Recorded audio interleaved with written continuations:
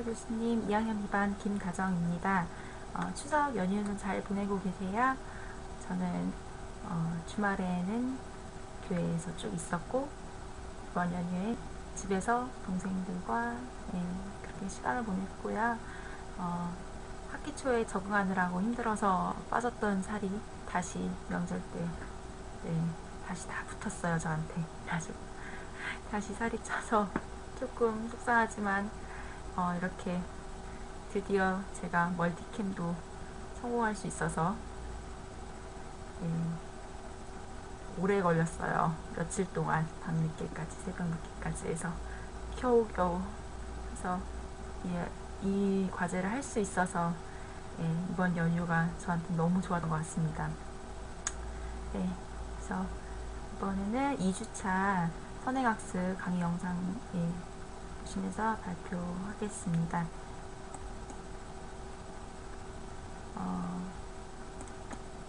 첫 번째 주 1주차 때는 위치상이 파절되거나 크랙이 갔을 경우에 수리 과정을 제 교수님과 함께 학습을 했는데요.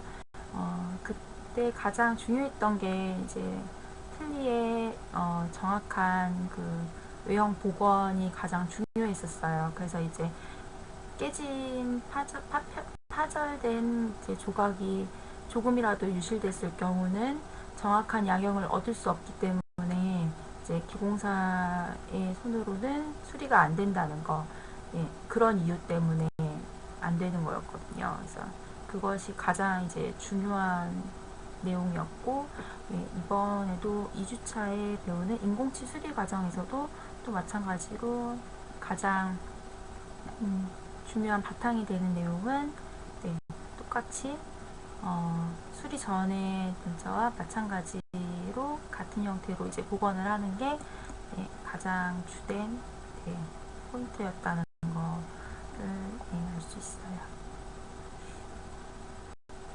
그래서 치과에서도 이렇게 인공치가 탈락돼서 오셨을 때 정말 그 순간 접착제를 많이들 사용하셔가지고 수리가 매우 어렵게 되는 경우가 많았었거든요. 그래서 위치상이 아이에게 두동강이 보통 났을 경우에는 붙여서 오시질 않으시는 편인데, 보통 이제 인공치가 이제 하나 정도, 한두 개 정도 빠졌을 때는 간단하게 생각하시고 이제 순간접착제를 이용해서 많이 붙여갖고 오시는 경우가 많아요. 그럼 이제 깔끔하게 붙이시는 경우가 보통 없죠, 어르신들이라서. 그래서 그때는 저도 수리가 되게 간단하다고 알고 있고 그렇게 생각해서 좀 대수롭지 않게 이제 의뢰를 하고 그랬었는데, 이번에 선행학습 영상을 보면서 느낀 게 이것도 제거하는 과정이 만만치 않기 때문에 기공사 선생님들께서 고생 많이 하셨을 거란 생각도 들었어요. 인공치가 이제 탈락되거나 파절되는 원인으로는 레진치에 이제 남아있는 여분의 왁스가 제거가 잘 안 됐을 경우도 있고요. 또 너무 큰 사이즈의 인공치를 배열을 해서 이제 치조제에 가깝게 배열되게 되면 힘을 많이 받게 되거든요. 그래서 이제 이 아이만 탈락되는 경우가 있고요. 전입 압력이 큰 경우나 기타 이제 기공 과정에서 여러 가지 부주의 혹은 환자분의 부주의도 해당이 되겠습니다.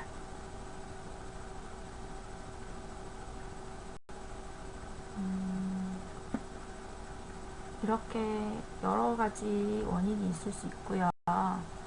그 원인이 어떻게 되었던 간에 이제 수리를 하게 되면 처음 외형과 같게 복원을 하는 과정이 가장 중요시 됩니다.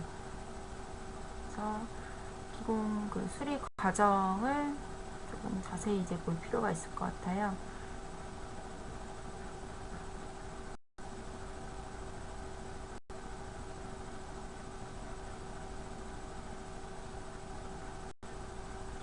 수리 과정을 보시면 상악 중절치 11번이 지금 깨진 상태예요. 남아있는 이제 부러진 거죠. 빠진 게 아니고 아니고, 그래서 이제 치조정 쪽에 속하는 남아있는 루트도 깨끗하게 제거를 해서 이 안에 레진을 다시 주입을 하게 되는 과정인데요. 이때는 좀 가는 굵기의 벤처벌을 이용해서 이제 남아있는 피근에 해당하는 레진치를 다 제거를 해줍니다. 근데 이때 제거할 때 순측 치경선 쪽으로는 기구가 닿지 않게끔 이쪽은 외형을 거의 유지한 상태로 해줘야 합니다. 이 부분으로 레진이 들어가서 경계 부위가 이제 표시가 어느 정도 이제 남게 되거든요. 그렇게 되면 심미적으로 굉장히 완성도가 떨어져요. 그래서 이제 환자분들도 만족하시기가 좀 힘든 편이고요.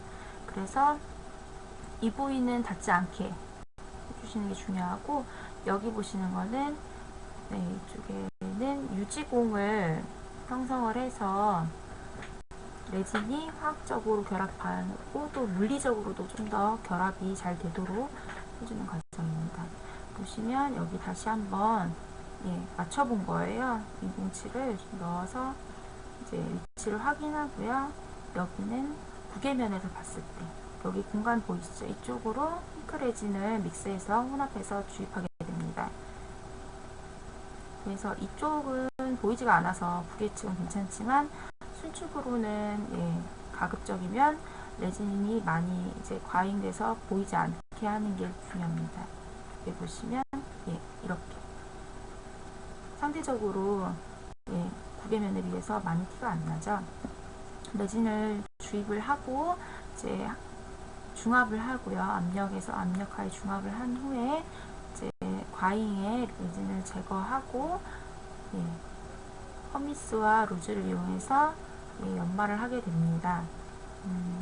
과정은 위치상이 이제 파절됐을 때보다는 훨씬 좀 간단하죠. 그래서 위치상이 파절됐을 때는 그 형태의 외형을 복원하기 위해서, 양형을 얻기 위해서 석고도 푸어링을 하고 다시 제거를 한 후에 이제 도브테일 컷으로 언더컷도 주면서 레진 전입하는 양도 상당히 더 많았고 연마하는 양도 당연히 많게 되고요. 하지만 인공치 수리 과정 같은 경우는 의치상 수리보다는 좀 간단한 편이고요. 아무래도 지금 같은 경우는 절치 하나만 지금 수리를 하기 때문에 조금 더 간단한 것도 있습니다. 아마 교환면 쪽에 치아가 마모가 많이 됐거나 이제 여러 개가 혹시 탈락이 되거나 부러졌을 경우는 이제 교합도 고려를 해야 되기 때문에 조금은 더 지금 방금 보신 그 영상보다는 좀 더 과정이 복잡해질 수 있어요. 그리고 방금 보신 거는 총위치 상에서 인공치가 깨졌을 경우에 보셨던 거고요.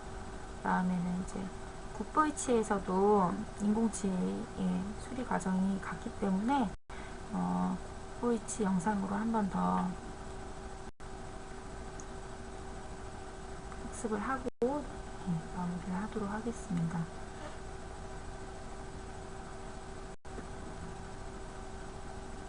아까 보셨던 과정들이 슬라이드로 다 나오고 있고요.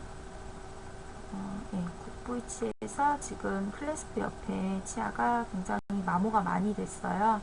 그래서 이거를 교체하는 과정을 보실 거예요. 그래서 마찬가지로 이제 마모가 많이 된 치아는 빼서 똑같이 제거를 깨끗하게, 이쪽도 협측은 기구가 닿지 않게 착세되는 양이 없게 해줘야 되고요. 덴처벌을 이용해서 제거를 합니다. 그리고 새로 인공치를 배열을 하는데 이때 정확하게 흔들림 없이 고정이 될 수 있게 첫 시간에 의치상 수리 시간에 배웠던 것처럼 교환면 쪽을 스티키 왁스로 고정을 해주고요. 이 사이 공간으로 핑크 레진을 혼합해서 주입을 하게 됩니다.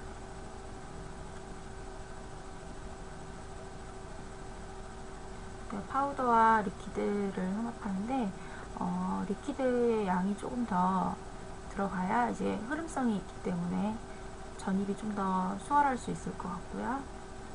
그렇게 한 후에 이제 압력으로 고압으로 이제 음성을 해주고요.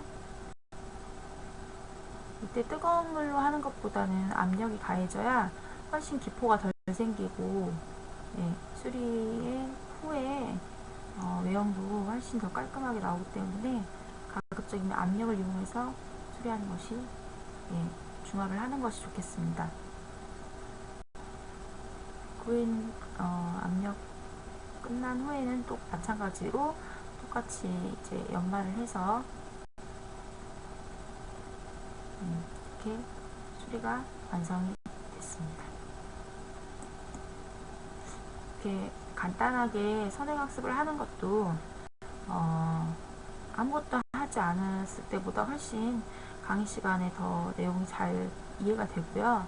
또 실습 시간에도 우왕좌왕하지 않고 좀 더 시간을 단축할 수 있는 것 같아서 여러 가지로 정말, 예, 좋은 단계인 것 같아요. 컴퓨터만 잘할 수 있다면.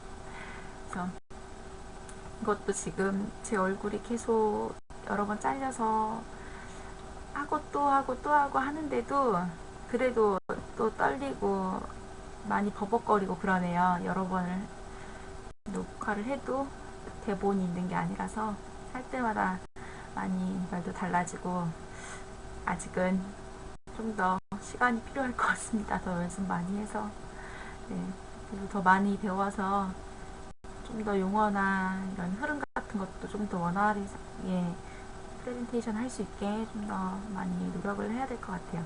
네, 그래도 이렇게 컴퓨터에는 완전히 이제 문외한이었던 제가 이런 것도 하게 되고 다 교수님 덕분이에요. 감사합니다. 네, 오늘은 발표 여기서 마무리하도록 하겠습니다. 감사합니다.